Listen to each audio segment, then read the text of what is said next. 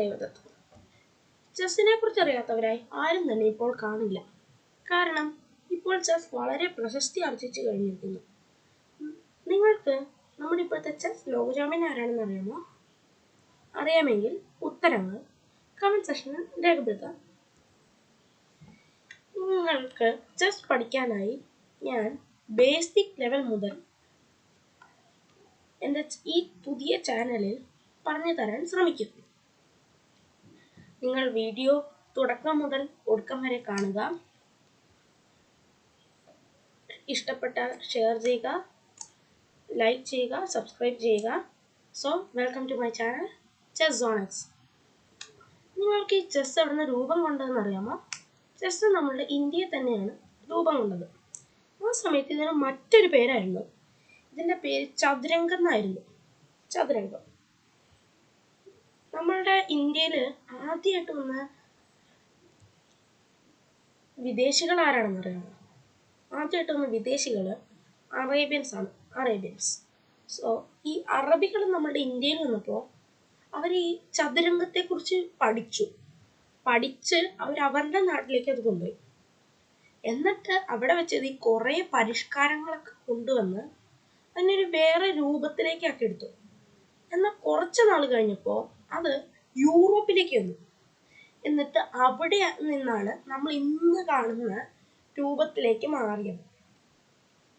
So ഇതാണ് ചെസ്സിൻ്റെ ഒരു ചരിത്രം. ഇത്രയും കൊണ്ടായിട്ടില്ല, ഞാൻ ചെറുതാക്കി പറഞ്ഞതാണ്. സോ നമുക്ക് ചെസ് കളിക്കാൻ ഇനി പഠിച്ചു തുടങ്ങാം. നിങ്ങൾക്ക് ഈ കാണാമല്ലോ, ഇതാണ് ചെസ് ബോർഡ്.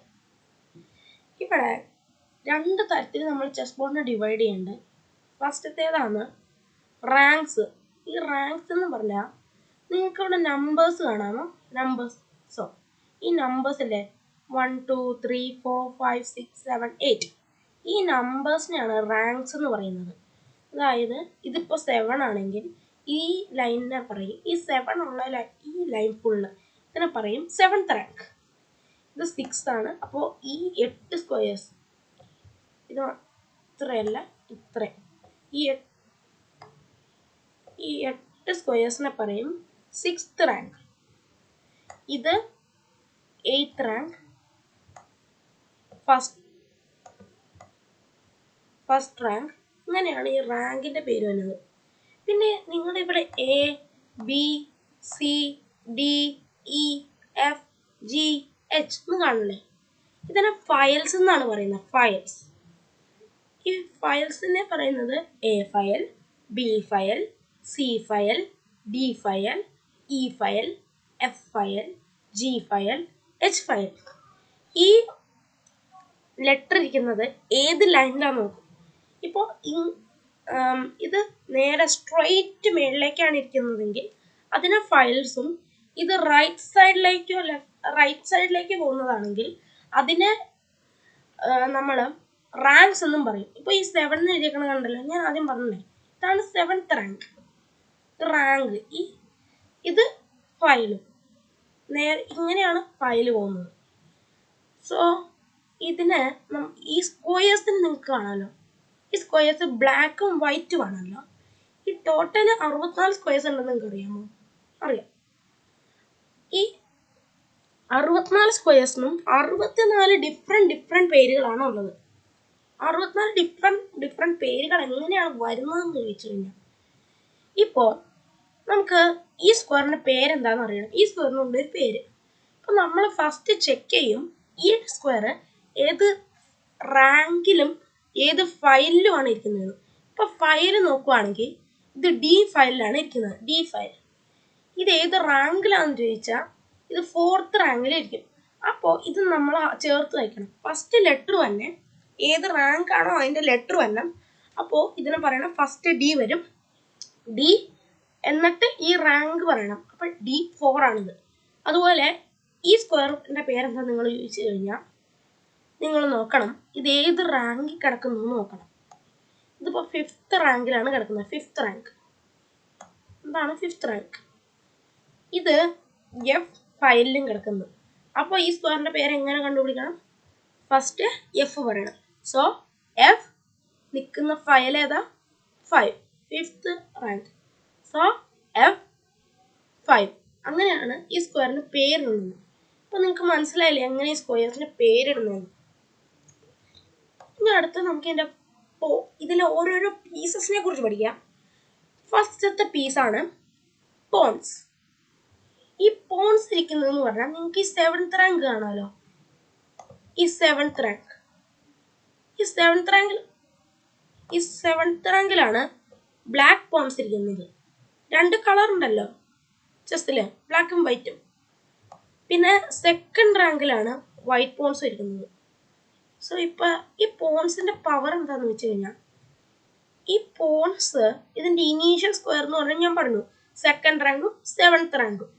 അപ്പൊ വൈറ്റ് പോൺസ് ആണെങ്കിൽ 7th റാങ്കിൽ നിൽക്കുന്ന ഒരു വൈറ്റ് പോണ് അതിന്റെ ഫസ്റ്റ് മൂവ് ആയിട്ട് 2 സ്റ്റെപ്പ് ജമ്പ് ചെയ്യാൻ പറ്റും. നിങ്ങൾക്ക് ഇപ്പൊ കാണാമല്ലോ 2 ഡോട്ട്സ് കണ്ടല്ലോ. ഇത് 2 സ്റ്റെപ്പ് ഫ്രണ്ടിലേക്ക് പോകാം എന്ന് കാണിക്കുന്നതാണ്. എന്നാ ഇത് കഴിഞ്ഞാൽ പിന്നെ 1 സ്റ്റെപ്പ് ഇതിന് പോകാൻ പറ്റും. ഇതാണ് ഈ പോൺസിന്റെ. പിന്നെ ഇതിന് നേരെ ഇതുപോലെ തന്നെ ക്യാപ്ചർ ചെയ്യാൻ പറ്റില്ല കേട്ടോ. ഇത് സ്ട്രെയിറ്റ് തന്നെ ക്യാപ്ചർ ചെയ്യാൻ പറ്റില്ല. ഇതിന് ക്യാപ്ചർ ചെയ്യണമെങ്കിൽ ഇതിന് ഈ ഇങ്ങനത്തെ ഒരു ആകൃതിയിൽ രീതിയിൽ ഇതിന് ക്യാപ്ചർ ചെയ്യാൻ പറ്റും. ഇപ്പം ഞാൻ ലൈൻസ് വരച്ചിട്ട് കാണിച്ചിട്ടുണ്ടല്ലോ, ഇതുപോലെ ഇതിന് ക്യാപ്ചർ ചെയ്യാൻ പറ്റും. അപ്പോൾ നിങ്ങൾ ഇവിടെ കാണുവാണെങ്കിൽ ഇപ്പോൾ ഒരു ഡോട്ട് കാണുമല്ലോ, അതിന് കാരണം ഇതിനെ ക്യാപ്ചർ ചെയ്യാന്നുള്ളതാണ്. ഈ ഡോട്ടല്ല, ഈ സർക്കിൾ. സോ ഇതിൽ നിങ്ങൾ 2 ഡോട്ട് കാണുന്നത്. ഫസ്റ്റ് നിങ്ങൾ വിചാരിക്കും ഫസ്റ്റ് നമുക്ക് ഒരു സ്റ്റെപ്പ് മൂവ് ചെയ്യാം, എനിക്ക് 2 സ്റ്റെപ്പ് മൂവ് ചെയ്യേണ്ട ആവശ്യമില്ല, എന്നിട്ട് പിന്നെ കുറച്ച് കഴിയുമ്പോൾ നമുക്ക് 2 സ്റ്റെപ്പ് മൂവ് ചെയ്യാം എന്ന് വിചാരിച്ചാൽ നടക്കില്ല. ഫസ്റ്റ് ഒരു തവണ മാത്രം, അതായത് ആ പോണിന്റെ ഫസ്റ്റ് മൂവിൽ മാത്രമേ അതിന് ഡബിൾ സ്റ്റെപ്പ് മൂവ് ചെയ്യാൻ പറ്റുള്ളൂ. പിന്നെ ആ സമയത്ത് ക്യാപ്ചർ ചെയ്യുമ്പോൾ ഡബിൾ സ്റ്റെപ്പ് അപ്പുറത്തെ പോണിനെ ഒന്നും ക്യാപ്ചർ ചെയ്യാൻ പറ്റില്ല. അതിനപ്പോൾ ഒരു സ്ക്വയർ സൈഡിലിരിക്കുന്ന ഈ പീസിനെ ക്യാപ്ചർ ചെയ്യാൻ പറ്റും. സോ ഇപ്പം നിങ്ങൾ 1 സ്റ്റെപ്പ് ആദ്യം തന്നെ മൂവ് ചെയ്താൽ പിന്നെ 1 സ്റ്റെപ്പായിട്ട് ഇതിന് മൂവ് ആവുകയുള്ളൂ. പിന്നെ ഇതിന് ഡബിൾ സ്റ്റെപ്പ് മൂവ് ചെയ്യാൻ പറ്റില്ല. ഓക്കെ, നിങ്ങൾ ഈ പോൺസ് ഇത്ര ഉള്ളൂ എന്ന് കരുതി ഇതിന്റെ വാല്യൂ കുറച്ച് കാണരുത്. കാരണം 1 പോയിന്റ് ആണെന്നൊക്കെ കരുതി ഇതിന് 1 പോയിന്റ് ആണ്. അപ്പൊ ഇതിന് വാല്യൂ കുറച്ച് കാണരുത്, കാരണം ഇത് വളരെ ഇമ്പോർട്ടൻ്റ് ആണ്. കാരണം നമ്മളുടെ ഈ കളിക്ക് അവസാനത്തെ ഘട്ടം ഉണ്ടല്ലോ, അതിന് എൻ ഗെയിം എന്നാണ് പറയുന്നത്. എൻ ഗെയിം അവസാനം കളി തീരാറാവുന്ന സമയം, ആ സമയം എൻ ഗെയിമില് നമ്മളുടെ ഈ ബാക്കിയുള്ള പീസുകളൊന്നും കാണത്തില്ല. ആ സമയത്ത് ഈ പോണിനെ ഉപയോഗിച്ച് നമുക്ക് ഇഷ്ടമുള്ള ഏതെങ്കിലും ഒരു പീസായിട്ട് മാറ്റാൻ പറ്റും, കിങ് ഒഴിച്ച്, രാജാവ് ഒഴിച്ച്. ഇനി നമുക്ക് ആ പീസസ് ഏതൊക്കെയാണെന്ന് കാണാം. ഫസ്റ്റ് നമുക്ക് ഇനി അടുത്തെടുക്കുന്നത് നൈറ്റിനെ കുറിച്ചാണ്. നൈറ്റ് വളരെ ഇമ്പോർട്ടൻ്റ് ആയിട്ടുള്ള പീസാണ്. ഈ നൈറ്റിന് 3 പോയിന്റ്സ് ആണ് വാല്യൂ ഉള്ളത്. 3 പോയിന്റ്സ്. ഈ നൈറ്റിന്റെ പ്രത്യേകത എന്ന് വെച്ചാൽ എല്ലാവരും ഒന്നല്ലെങ്കിൽ എല്ലാ ചെസ് പീസസും ഒന്നല്ലെങ്കിൽ ഇങ്ങനെ ഡയഗണലി അല്ലെങ്കിൽ സ്ട്രെയിറ്റ് ആയിട്ട് മൂവ് ചെയ്യുള്ളൂ. നൈറ്റ് ഒരു പ്രത്യേക ആകൃതിയിലാണ് മൂവ് ചെയ്യുന്നത്. നിങ്ങൾക്ക് ഇപ്പോൾ കാണാമല്ലോ, ഈ ഡോട്ട്സ് ആണ്. ഇത് ഒരു എൽ ഷേപ്പിലാണ് മൂവ് ചെയ്യുന്നത്. അതായത് ഇത് 1 2 സ്റ്റെപ്പ് പോയിട്ട് ഒരു സ്റ്റെപ്പ് ലെഫ്റ്റിലേക്കോ റൈറ്റിലേക്കോ അതിനെടുക്കാൻ പറ്റും. അതുപോലെ തന്നെയാണ് ഈ കേസിലും. ഇപ്പോൾ ഇതിന് സ്ട്രെയിറ്റ് മാത്രമല്ല കേട്ടോ, ബാക്കിലേക്ക് പോകാനൊക്കെ പറ്റും. ബാക്കിലേക്ക് പോൺസിന് ആ പവർ ഇല്ല, ബാക്കിലേക്ക് പോകാൻ പറ്റാത്ത. എല്ലാ പീസിനും ബാക്കിലേക്ക് പോകാൻ പറ്റും, പോൺസ് ഒഴിച്ച്. സോ ഈ നൈറ്റ് എൽ ഷേപ്പിലാണ് മൂവ് ചെയ്യുന്നത്. ഇത് നേരെ വേണമെങ്കിൽ ഫ്രണ്ടിലത്തെ എൽ ഷേപ്പ് യൂസ് ചെയ്യാം, സൈഡിലേക്കും പോകാം. നിങ്ങൾ വേണമെങ്കിൽ ചെക്ക് ചെയ്ത് നോക്കാം. ഈ എൽ ഷേപ്പ് 1 2 പിന്നെ ഇങ്ങോട്ടേക്ക് വരണം, സൈഡിലേക്ക് ചെല്ലും. വേണമെങ്കിൽ ഇങ്ങോട്ടേക്കും ബോട്ടം. അതുപോലെ തന്നെ ഇതിന് ഇങ്ങനെ. അപ്പോൾ ഞാനിത് ഹൈലൈറ്റ് ചെയ്ത് കാണിച്ചു തരാം. ഇങ്ങനെയാണ് ഇതിനെ മൂവ് ചെയ്യാൻ പറ്റുന്നത്. പിന്നെ ഇതിന് മാത്രമായിട്ടൊരു സ്പെഷ്യാലിറ്റി ഉണ്ട്. ഇപ്പോൾ ഒരു പോണാന്ന് വിചാരിച്ചു, ഞാൻ പറഞ്ഞല്ലോ ഫസ്റ്റ് മൂവിൽ പോണിന് ഡബിൾ സ്റ്റെപ്പ് മൂവ് ചെയ്യാൻ പറ്റും. സോ ഒരു പോൺ മുമ്പിൽ ഇങ്ങനെ പീസ് ഇരിക്കുകയാണെങ്കിൽ അതിന് അനങ്ങാൻ പറ്റില്ല, കാരണം ഈ പീസ് മാറണം. പോണ് സ്ട്രെയിറ്റ് ആയിട്ട് ക്യാപ്ചർ ചെയ്യാൻ പറ്റാത്തതുകൊണ്ട് അതിന് അവിടെ ലോക്കായി കിടക്കും. നൈറ്റ് അങ്ങനെയല്ല. ഈ നൈറ്റ് അങ്ങനെയല്ല. നൈറ്റ് എന്ന് പറഞ്ഞാൽ എൽ ഷേപ്പില് ചാടിപ്പോകുന്ന പീസ്. അതായത് നടുക്ക് എത്ര പീസ് ഉണ്ടായാലും കുഴപ്പമില്ല, ഇതിനെ പോകുന്ന വഴിയിൽ ഇതിനിങ്ങനെ ചാടിപ്പോകാൻ പറ്റും. ഇത് നിങ്ങൾക്കിപ്പോൾ കാണാൻ പറ്റും. ഇപ്പൊ പോകണമില്ലായിരുന്നെങ്കിൽ ഈ വഴി പറ്റൂല. എന്നാൽ നൈറ്റിന് അങ്ങനെയല്ല. ദേ കണ്ടോ, ഈ വഴി പറ്റും. എന്നാ ഈ സെയിം ടൈം ഇപ്പോ ഇതിവിടെയാണ് നിൽക്കുന്നത്. സോ ഇത് എൽ ഷേപ്പിൽ പോകുമ്പോൾ ഇതിന്റെ ഒരു സ്ക്വയർ ആണല്ലോ ഇത്. ഇവിടെ ഇപ്പം റൂക്ക് ഇരിക്കുന്നത് കൊണ്ട് അങ്ങനെ ക്യാപ്ചർ ചെയ്യണം. ഇങ്ങനെയാണ് ഇരിക്കുന്നതെങ്കിൽ, ഇത് പോണ വഴിക്ക് ഈ നടുക്ക് വല്ലാണ്ട് റൂക്ക് ഇരിക്കണമെങ്കിൽ ആ കുഴപ്പമില്ല, ജമ്പ് ചെയ്തു പോകാം. അപ്പോൾ ഈ സ്ക്വയറിലാണ് ഇരിക്കണമെങ്കിൽ അതിനെ ക്യാപ്ചർ ചെയ്യാതെ നൈറ്റിന് മൂവ് ചെയ്യാൻ പറ്റില്ല. നൈറ്റിന് സ്വന്തം പീസുകളൊന്നും ക്യാപ്ചർ ചെയ്യാൻ പറ്റില്ല. നൈറ്റ് എന്നല്ല, ഒരു പീസിനും. അപ്പൊ ഇങ്ങനെയൊക്കെ സ്വന്തം പോൺസ് ഒക്കെ ഇവിടെയൊക്കെ ഇങ്ങനെ ഇരിക്കുകയാണെങ്കിൽ ആ നൈറ്റ് ഒരു യൂസ്ലെസ് ആയിരിക്കും. കാരണം അതിന് മൂവ് ചെയ്യാൻ പറ്റില്ല. കാരണം അറ്റത്ത് മൊത്തം സ്വന്തം പീസുകളാണല്ലോ.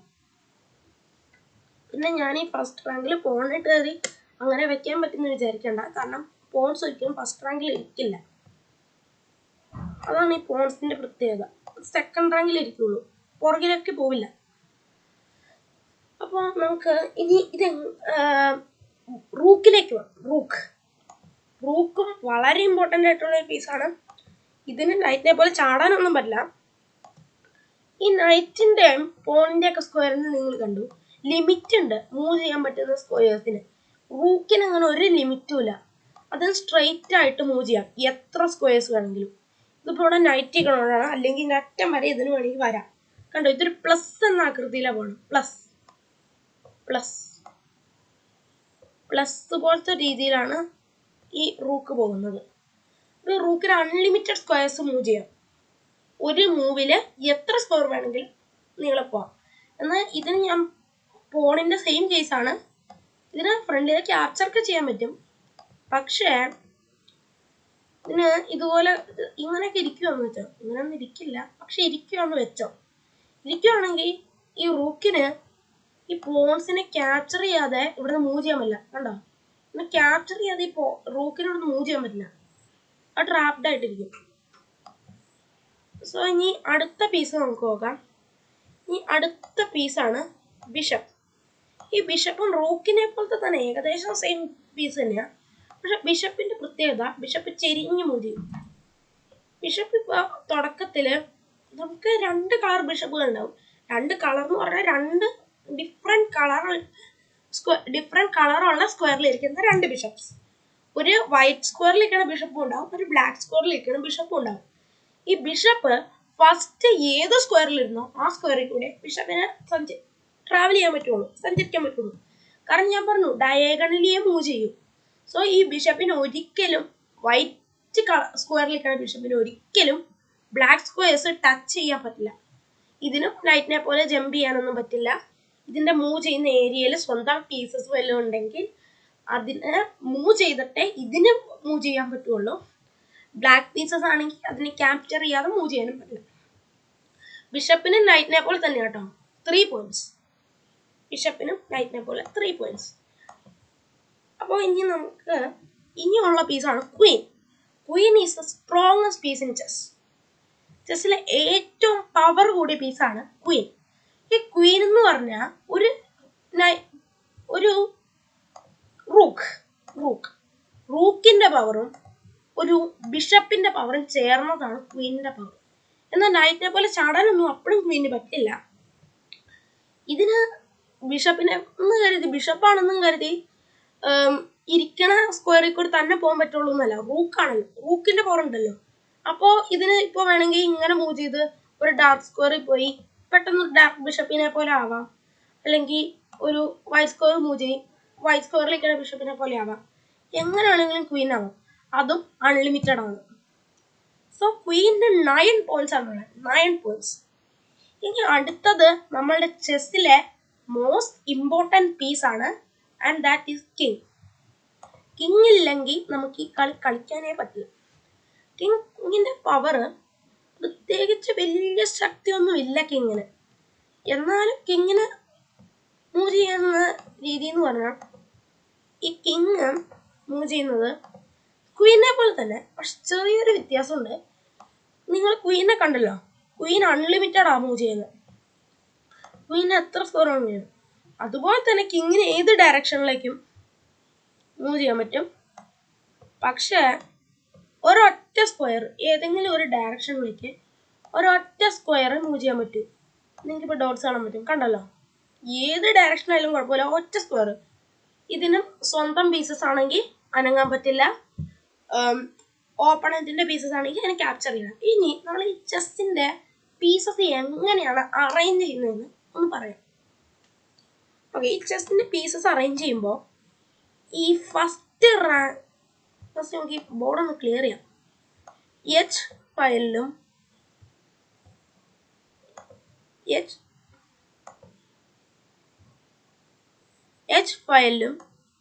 എ ഫയലിലും ഇരിക്കുന്നത് എപ്പോഴും റൂക്സ് ആയിരിക്കും.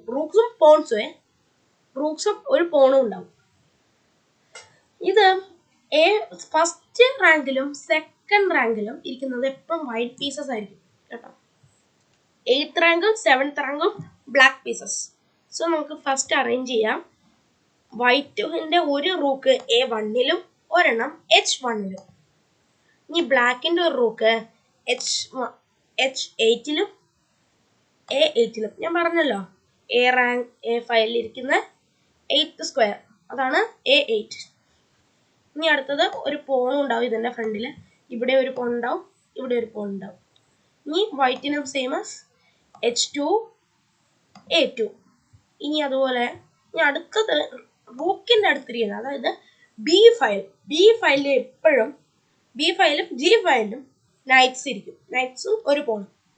ഇപ്പോൾ ഒരു B1ൽ ഒരു നൈറ്റ്, G1ൽ ഒരു നൈറ്റ്, G8ൽ ഒരു നൈറ്റ്, B8ൽ ഒരു നൈറ്റ്. ഇനി അടുത്തത് ബിഷപ്പാണ്. അതായത് സി ഫയലിലും എഫ് ഫയലിലും ബിഷപ്സ്. സി ഫയലിൽ ഒരു ബിഷപ്പ്, എഫ് ഫയലിൽ ഒരു ബിഷപ്പ്. അതിന്റെ ഫ്രണ്ടിലും ഉണ്ടാവും കേട്ടോ പോൺസ്. എല്ലാ പീസിന്റെ ഫ്രണ്ടിൽ പോൺ ഉണ്ടാവും. ഇനി അടുത്തത് ഡി ഫയൽ. ഇനിയുള്ളത് മെയിൻ പീസസ് ആണ് കേട്ടോ, ഈ സെന്ററിൽ ഇരിക്കുന്നത്. ഡി ഫയലിലെ D1 സ്ക്വയറിൽ വൈറ്റ് ക്വീൻ ഇരിക്കും. D8 സ്ക്വയറിലാണെങ്കിലോ ബ്ലാക്ക് ക്വീൻ ഇരിക്കും. E1 സ്ക്വയർ ഇവിടെയാണ് നമ്മുടെ ഏറ്റവും ഇമ്പോർട്ടൻറ്റ് പീസ് കിങ് ഇരിക്കുക. E8ൽ നമ്മുടെ ഓപ്പണന്റിന്റെ കിങ് ഇരിക്കും. ഇങ്ങനെയാണ് പീസ് ഇരിക്കുന്നത്. ഇതിന്റെ ഫ്രണ്ടിലായിട്ട് പോൺസ് ഉണ്ടാവും.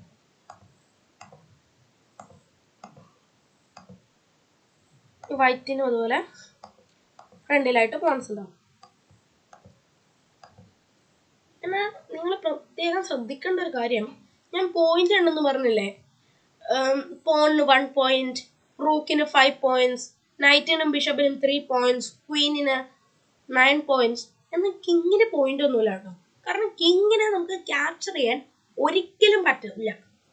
കാരണം കിങ്ങിനെ അറസ്റ്റ് ചെയ്യാന്ന് പറയണേ. അത് ചെസ്സിൽ പറയുമ്പോൾ ചെക്ക്മേറ്റ് എന്നൊരു പ്രത്യേക തരം ഒരു റൂളാണ് ചെക്ക്മേറ്റ്. ഈ ചെക്ക്മേറ്റ് എങ്ങനെയാന്ന് വെച്ച് കഴിഞ്ഞാൽ നമ്മുടെ കിങ്ങിനെ ട്രാപ്പ് ചെയ്യും. കിങ്ങിനെ ട്രാപ്പ് ചെയ്തിട്ടുണ്ടാവും.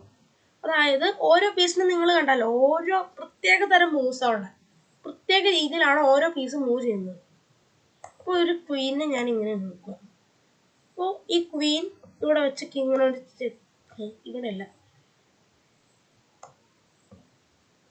ഒരു പോൺ ഇവിടെ വയ്ക്കുന്നു. ഇവിടെ കിങ് ഒരു ചെക്ക് കൊടുക്കുന്നു. ഇങ്ങനെ ചെക്ക് കൊടുത്തു കഴിഞ്ഞാൽ കിങ്ങിനെ മൂവ് ചെയ്യാൻ പറ്റില്ലല്ലോ. കാരണം ക്വീൻ ചെക്ക് കൊടുത്തിട്ടുണ്ട്. സ്വന്തം പീസസ് കിങ്ങിനെ ട്രാപ്പ് ചെയ്തേക്കുക. ഇപ്പം ഇങ്ങനത്തെ ഒരു അവസ്ഥ വരുമ്പോൾ ഇതിനെ ചെക്ക് എന്ന് പറയും. അതായത് അടുത്ത മൂവിൽ എനിക്കൊരു ചാൻസ് കിട്ടിക്കഴിഞ്ഞാൽ കിങ്ങിനെ ഞാൻ ക്യാപ്ചർ ചെയ്യും. അങ്ങനെയുള്ള സ്റ്റേറ്റ്മെന്റ് പോലെയാണ് ചെക്കിനെ കൂട്ടണം. അപ്പൊ ഈ ചെക്ക് വരുമ്പോൾ നമ്മൾ എന്ത് ചെയ്യുന്നത് വെച്ചാൽ, ഒന്നല്ലെങ്കിൽ ഈ ചെക്ക് കൊടുക്കുന്ന പീസിനെ ക്യാപ്ചർ ചെയ്യണം. അതായത് ഒരു നൈറ്റ് ഇവിടെ ഇരിക്കുന്നുണ്ടെന്ന് വെച്ചോ. ഈ നൈറ്റ് ഇത് ഇവിടെയാണ് ഇരുന്നത്. അപ്പോൾ ഈ ചെക്ക് തരുന്ന പീസ് ഈ ക്വീൻ ആണ്. ഈ ക്വീൻ നൈറ്റിന്റെ ഏരിയയിൽ വരുന്നത് കൊണ്ട് ഇപ്പൊ നൈറ്റിന് ലീഗലി ഇതിന് ക്യാപ്ചർ ചെയ്യാൻ പറ്റും. അപ്പൊ ക്വീനെ ഈ നൈറ്റ് ക്യാപ്ചർ ചെയ്യുവാണെങ്കിൽ ആ ചെക്ക് പോകും. കാരണം അറ്റാക്കിംഗ് പീസ് ഇല്ലല്ലോ. അപ്പൊ നമ്മളുടെ ഒരു മൂവ് പോവേ, അങ്ങനെ മൂവായിട്ടാണ്. ഫസ്റ്റ് മൂവ് ചെയ്യേണ്ടത് വൈറ്റ് ആയിരിക്കും. ഫസ്റ്റ് മൂവ് എപ്പോഴും വൈറ്റ് മൂവ് ചെയ്യണം. അങ്ങനെയാണ് കളി തുടങ്ങുന്നത്. സോ ഇപ്പൊ ഇങ്ങനെ ചെക്ക് കൊടുക്കാം. അല്ലെങ്കിൽ ഈ ചെക്കിന്റെ ലൈൻ കട്ട് ചെയ്യാം. നൈറ്റ് ആണെങ്കിൽ ലൈൻ കട്ട് ചെയ്യാൻ പറ്റില്ല, കാരണം നൈറ്റിന് ജമ്പ് ചെയ്യാലോ. അതുകൊണ്ട് ലൈൻ ഒരിക്കലും കട്ട് ചെയ്യാൻ പറ്റില്ല നൈറ്റിന്റെ ചെക്കാണെങ്കിൽ.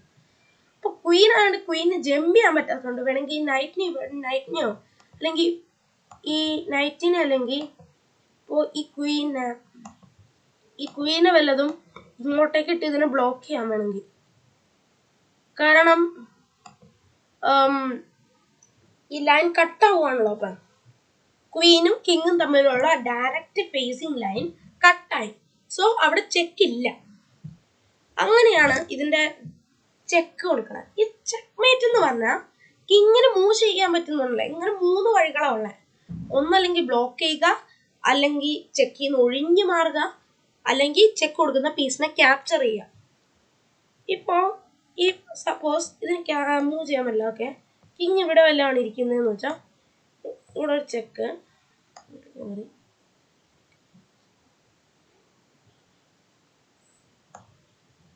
ഇവിടെ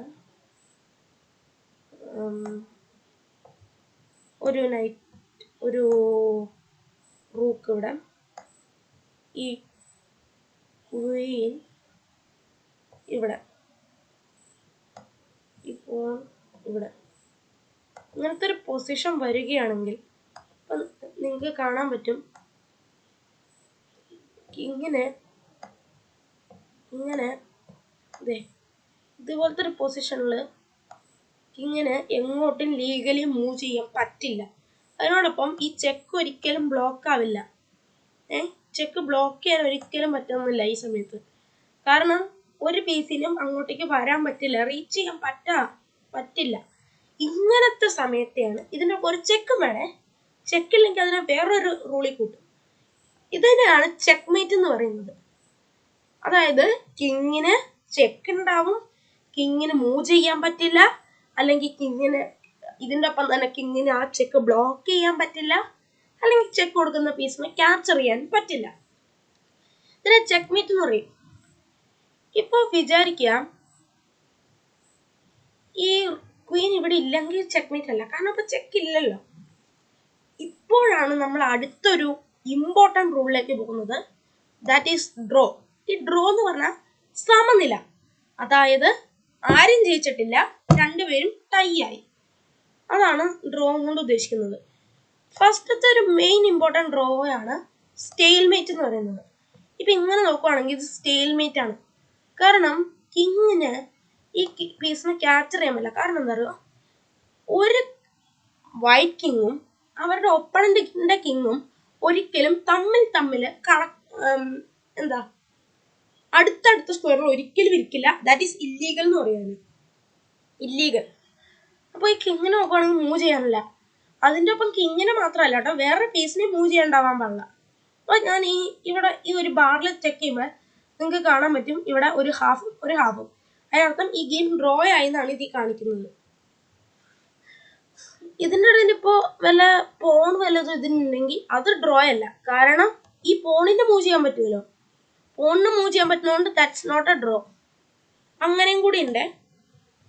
പിന്നെ അടുത്തതാണ് ഇൻസഫിഷ്യന്റ് മെറ്റീരിയൽ. ഇൻസഫിഷ്യന്റ് മെറ്റീരിയൽ എന്ന് പറഞ്ഞാൽ നമുക്ക് ചെക്ക്മേറ്റ് ചെയ്യാൻ പറ്റാത്ത, അത് എൻ ഗെയിമിലാണ് വരുന്നത്. അപ്പൊ നമുക്ക് നമ്മുടെ ഓപ്പണന്റിന് ഒരു നൈറ്റ് ഉള്ളെങ്കിൽ, ഒരു നൈറ്റും 2 നൈറ്റും ഉള്ളെങ്കിൽ അത് ഇൻസഫിഷ്യന്റ് മെറ്റീരിയലിൽ കൂട്ടും.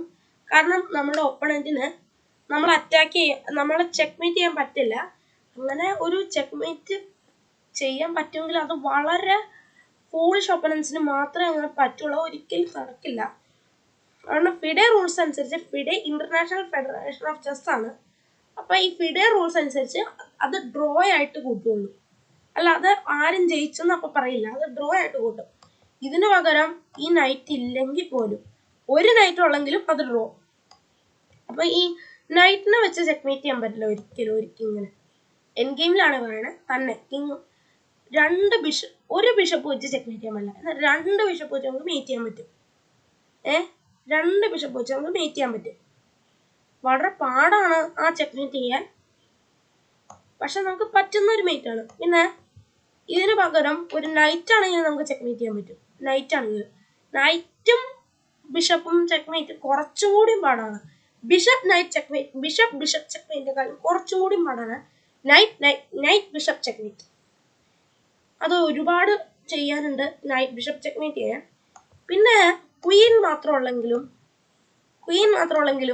റൂക്ക് മാത്രമുള്ളെങ്കിലും നമുക്ക് അത് ഡ്രോ ആയിട്ട് കൂട്ടില്ല, കാരണം അത് ചെക്ക്മേറ്റ് ചെയ്യാൻ പറ്റും. ഇതിന്റെ എങ്ങനെ എൻ ഗെയിമിൽ ക്വീനും റൂക്കിനെയൊക്കെ വെച്ച് ചെക്ക്മേറ്റ് ചെയ്യാന്ന് ഞാൻ മറ്റൊരു വീഡിയോയിൽ പറഞ്ഞു തരാം. ഇനി നമുക്ക് ഓപ്പണിംഗ് പ്രിൻസിപ്പിൾസ് കൊടുക്കാം. ഓപ്പണിംഗ് പ്രിൻസിപ്പിൾസ് എന്ന് പറഞ്ഞാൽ നമ്മൾ ഓപ്പണിംഗ് എങ്ങനെ കളിക്കണം, അതായത് ഗെയിമിനെ 3 രീതിയിൽ ഡിവൈഡ് ചെയ്തിട്ടുണ്ട്. 3 രീതിയിൽ: opening, mid game, end game. ഈ ഓപ്പണിംഗ് എന്ന് പറഞ്ഞാൽ നമ്മളുടെ പീസിനെ നമ്മുടെ ഓപ്പണിന്റെ രാജാവിനെ അറ്റാക്ക് ചെയ്യാൻ തക്കവണ്ണം റെഡിയാക്കുക. അതാണ് ഓപ്പണിംഗ്. ഈ ഓപ്പണിംഗിൽ എന്ന് പറഞ്ഞാൽ നമ്മൾ എപ്പോഴും നോക്കേണ്ടത് നമ്മളുടെ പീസുകളെ ഏറ്റവും നല്ല സ്ക്വയറിൽ എടുത്താൽ നോക്കുക. ഏറ്റവും നല്ല സ്ക്വയറിൽ. ഫസ്റ്റ് നമ്മൾ വൈറ്റ് ആണ് ആദ്യം മൂവ് ചെയ്യേണ്ടത്. വൈറ്റ് ആണെങ്കിൽ നമ്മൾ ശരിക്കും അത് ചെസ്സിലൊക്കെ നടക്കാൻ ഭയങ്കര പാടാണെങ്കിലും ഇങ്ങനത്തെ ഒരു ബേസിക് സ്ട്രക്ചർ അറിഞ്ഞിരിക്കണം. അതായത് ഇങ്ങനെ ഇതൊരു 10 ഗോൾഡൻ മൂവ്സ് എന്ന് വേണമെങ്കിൽ നമുക്ക് ഇതിനെ കൂട്ടാം, അല്ലെങ്കിൽ ഒരു ഗോൾഡൻ മൂവ്സ് അങ്ങനെയൊക്കെ കൂട്ടാം. അതായത് ഈ ക്വീനെ ഡെവലപ്പ് ചെയ്യാം. ഇപ്പൊ ഒരു സ്പെഷ്യൽ റൂൾ ഉണ്ട്, കാസ്ലിംഗ് എന്ന് പറഞ്ഞ റൂള്. ഈ കാസ്ലിംഗ് എന്ന് പറഞ്ഞാൽ ഞാൻ ആദ്യം പറഞ്ഞല്ലോ, കിങ് ഒറ്റ കളിയില് കിങ്ങിന് ഒരു സ്റ്റെപ്പ് മൂവ് ചെയ്യാൻ പറ്റുള്ളൂ എന്ന് പറഞ്ഞല്ലോ. ഒരൊറ്റ സ്റ്റെപ്പ് ഏത് ഡയറക്ഷനിലേക്കും ഒരു സ്റ്റെപ്പ് ആണ് മൂവ് ചെയ്യാൻ പറ്റുള്ളൂല്ലോ ഒരു ചെസ് ഗെയിമില്. ഒരു ചെസ് ഗെയിം എന്ന് പറഞ്ഞാൽ ഞാൻ ഉദ്ദേശിച്ചത് ചെസ് ഗെയിമിൽ നിന്നാട്ടാ. ഓക്കെ, അപ്പോൾ ഇങ്ങനെ ക്യാൻസൽ ചെയ്യുന്ന സമയത്ത് നമുക്ക് അവിടെ 2 ഡോട്ട്സ് കാണാൻ പറ്റും. അതായത് ഇങ്ങനെ ഡബിൾ സ്റ്റെപ്പ് ക്യാൻസലിംഗിൽ മാത്രം മൂവ് ചെയ്യാൻ പറ്റും. 2 ക്യാൻസലിംഗ് ഉണ്ട്. ഒന്ന് കിങ് സൈഡ് ക്യാൻസലിംഗ്, അതായത് ഈ ബോർഡിനെ തന്നെ ഇനിയും 2ആയിട്ട് ഡിവൈഡ് ചെയ്തിട്ടുണ്ട്. ക്വീൻ സൈഡും കിങ് സൈഡും. കിങ് സൈഡ് എന്ന് പറഞ്ഞാൽ ഈ സ്ക്വയർ, ഇത്രയും ഭാഗം, ഇതല്ല,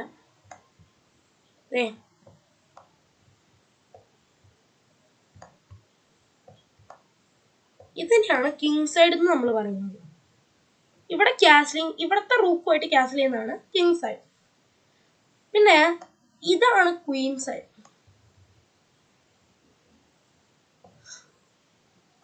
ഇതാണ് ക്വീൻ സൈഡ്.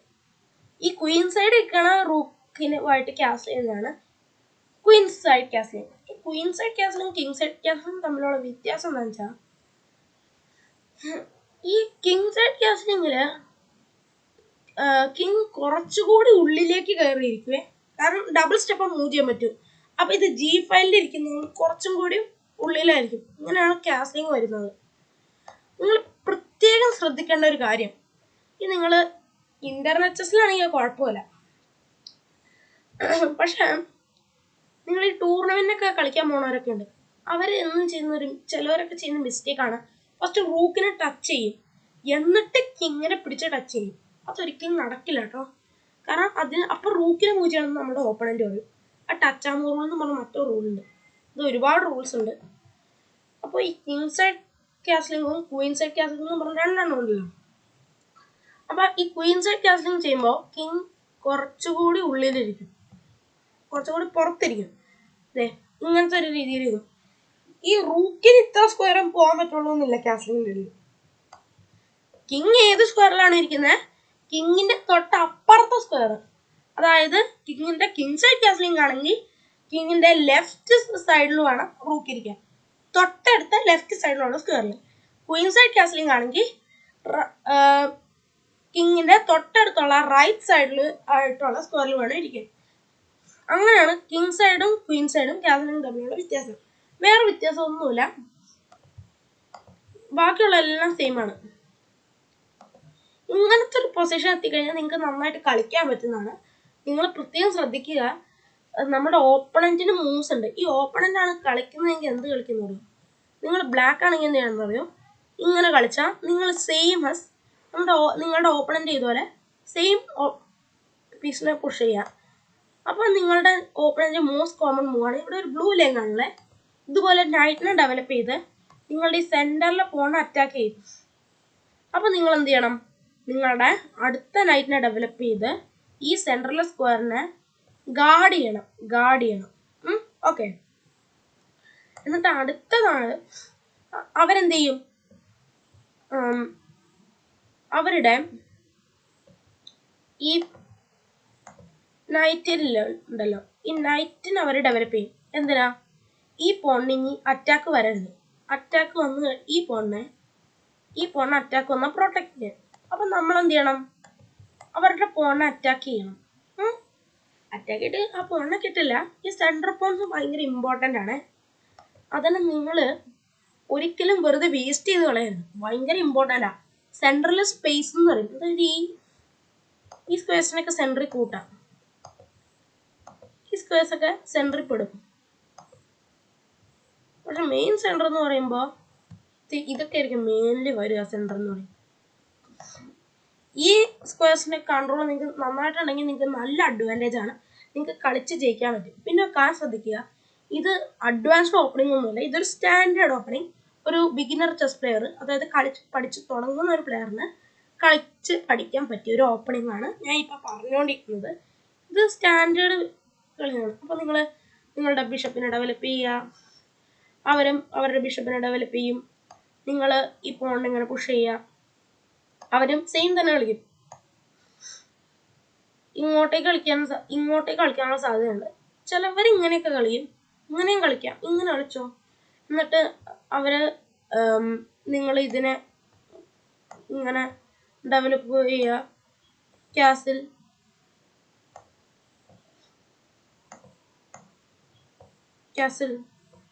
ഇങ്ങനെ ചെയ്തു കഴിഞ്ഞാൽ നിങ്ങളുടെ പൊസിഷൻ പക്ക പെർഫെക്റ്റ്.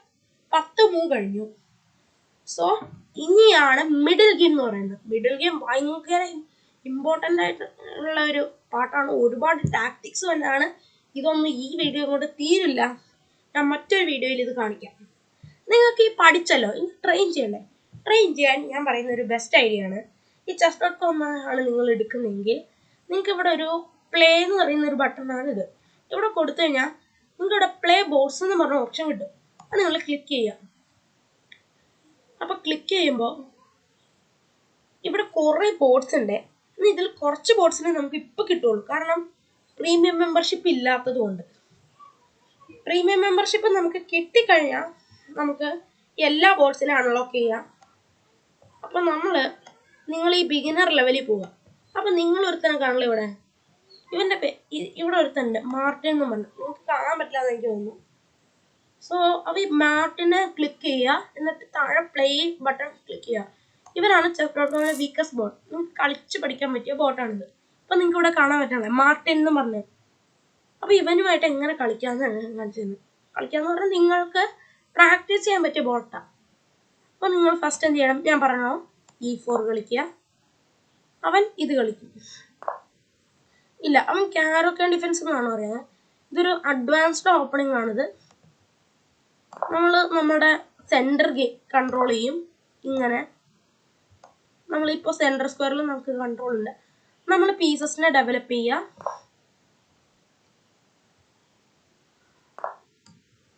ഞാനും ഡെവലപ്പ് ചെയ്തു. എൻ്റെ പോണിന് അറ്റാക്ക് ആണല്ലോ, എന്നെ പ്രൊട്ടക്റ്റ് ചെയ്തു. എൻ്റെ ഈ പോണിന് ഇവൻ അറ്റാക്ക് ചെയ്തു. അപ്പോൾ ഞാൻ എന്ത് ചെയ്യാം? ഇതിനെ ഞാൻ ഒന്നും കൂടിയും പ്രൊട്ടക്റ്റ് ചെയ്തു. ബിഷപ്പിനെ ഡെവലപ്പ് ചെയ്യുന്നതിൻ്റെ ഭാഗമായിട്ട്. അതിനൊരു ബാഡ് മൂവാണ് അത് കളിച്ച്.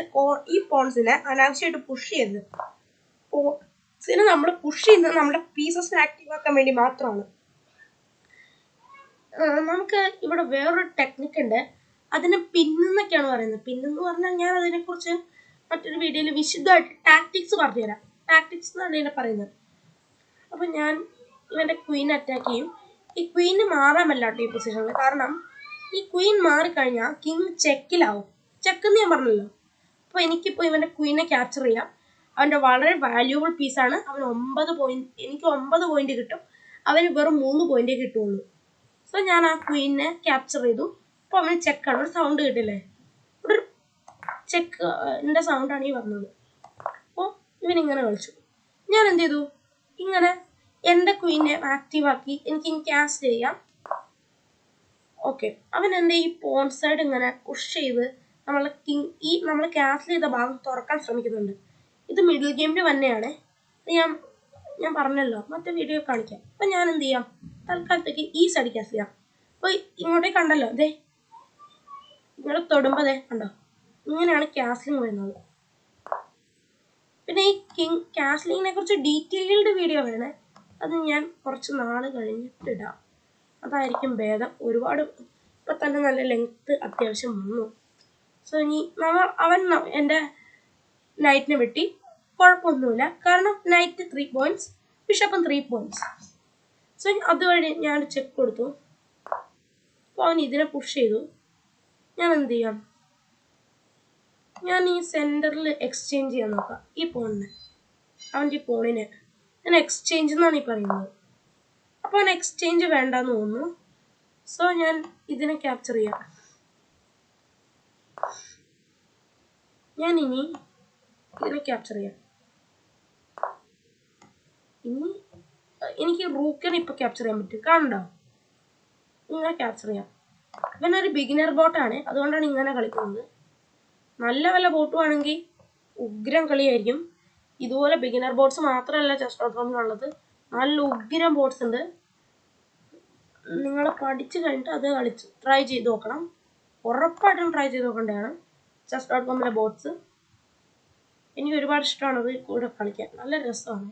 അതുകൊണ്ട് ഞാൻ പറഞ്ഞത്. അപ്പം ഞാൻ അവൻ്റെ ഇവിടെ അറ്റാക്ക് ചെയ്തു. എന്തിനാണ്, ഇവിടെ പ്രഷർ കൂട്ടിക്കഴിഞ്ഞാൽ എനിക്ക് ഇതിനെ ക്യാപ്ചർ ചെയ്യാൻ പറ്റും. കണ്ടോ, എനിക്ക് ഇതിനെ ഇവിടെ ക്യാപ്ചർ ചെയ്യാൻ പറ്റുന്നുണ്ടോ. അപ്പോൾ ഇവൻ ഇതിനെ വെട്ടിയാലും എനിക്ക് ക്വീനെ ഉപയോഗിച്ച് തിരിച്ചു വെട്ടാൻ പറ്റും. എന്തുകൊണ്ടാണെന്ന് അറിയോ, കാരണം ഇപ്പം എനിക്ക് വേണമെങ്കിൽ ഇതിനെ വെട്ടാം, ചെക്ക് കൊടുക്കാം. അപ്പോൾ ഡിസ്കവേർഡ് ചെക്ക് എന്നൊക്കെ ഇതിനെ പറയണേ. ഇത് വളരെ കോംപ്ലിക്കേറ്റഡ് ആയിട്ടുള്ളൊരു ഇതാണ്, ഞാൻ പിന്നെ പറഞ്ഞു തരാം. ഓക്കെ, അപ്പം എനിക്ക് റൂക്കിനെ വെട്ടാം, കാരണം അത് ഫ്രീ പീസാണ്. മാർട്ടിൻ ഒരുപാട് ബ്ലണ്ടേഴ്സ് കളിക്കുക, അത് ശ്രദ്ധിക്കണം. ഈ ബോട്ടിന് ഞാനിപ്പോൾ കളിക്കാൻ എടുത്തതിൻ്റെ കാരണം നമ്മൾ പഠിച്ചത് എങ്ങനെ നമ്മളൊരു ഗെയിമിൽ യൂസ് ചെയ്യാം എന്ന് കാണിക്കാൻ വേണ്ടി മാത്രമാണ്. ഞാനിപ്പോൾ ഇതിനെ ക്യാപ്ചർ ചെയ്തു. ഇനി അടുത്തായിട്ട് എനിക്ക് ഇങ്ങനെ കളിക്കുകയാണെങ്കിൽ അവൻ്റെ കിങ് ഇവിടെ ട്രാപ്ഡ് ആയിരിക്കുമേ, കണ്ടോ. അപ്പോൾ ഇവന് ഈ 7th റാങ്കിൽ എൻ്റെ ക്വീൻ ഉള്ളത് കൊണ്ട് ഇവന് ഈ 8th റാങ്കിൽ തന്നെ അവൻ എപ്പോഴും കിടന്നുകൊണ്ടിരിക്കും. സോ ഞാനിപ്പോൾ ഇതിനിങ്ങനെ കളിക്കാം, കാരണം എൻ്റെ ക്വീനെ ഇതിന് പ്രൊട്ടക്ഷൻ ചെയ്യേണ്ടതാണ്. അപ്പോൾ അവൻ അങ്ങനെ കളിച്ചു. അപ്പം എനിക്ക് ഇവിടെ ചെക്ക് വെച്ച് കഴിഞ്ഞാൽ ഇത് മെയ്റ്റ് ആവും. എന്തുകൊണ്ടാണ്, കാരണം ഈ റൂക്ക് ഇതിനെ സപ്പോർട്ട് ചെയ്യുന്നുണ്ട്, ക്വീൻ റൂക്കിനെ സപ്പോർട്ട് ചെയ്യുന്നുണ്ട്, ക്വീൻ എല്ലാ എസ്കേപ്പിംഗ് സ്ക്വയർസും കൺട്രോൾ ചെയ്യുന്നുണ്ട്. കണ്ടോ,